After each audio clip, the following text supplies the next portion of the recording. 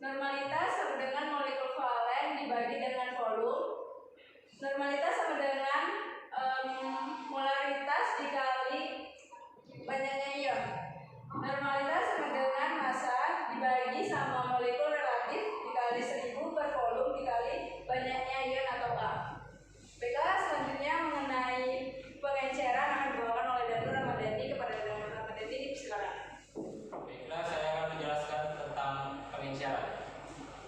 Jadi, pengenceran adalah proses penurunan konsentrasi larutan dengan menambahkan zat pelarut untuk menentukan konsentrasi larutan agar lebih encer dari konsentrasi awalnya. Dengan rumus V1M1 sama dengan V2M2. Maka kita langsung masuk saja ke contoh soal. Terdapat larutan HCl yang mula-mula memiliki konsentrasi sebesar 0,7 m dengan volume 350 ml, kemudian diencerkan dengan penambahan air menjadi 0,175 m. Tentukan volume akhir larutan HCl tersebut. Maka langsung saja kita masuk ke jawaban.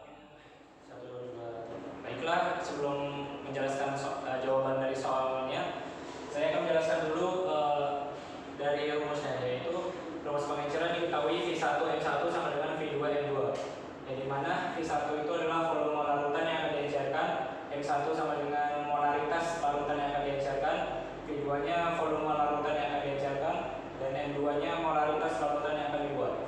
Maka kita langsung saja diketahui jawaban dari soal itu, yaitu diketahui V1 nya sama dengan 350 ml, M1 nya sama dengan 0,7 m, dan M2 nya sama dengan 0,175 m.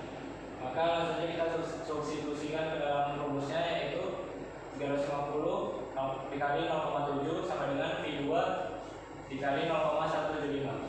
Maka didapatlah hasil 245 per 0,175 sama dengan V2. Maka didapatlah hasilnya 1400 ml sama dengan V2, dan V2 nya itu sama dengan 1400 ml. Sekian dari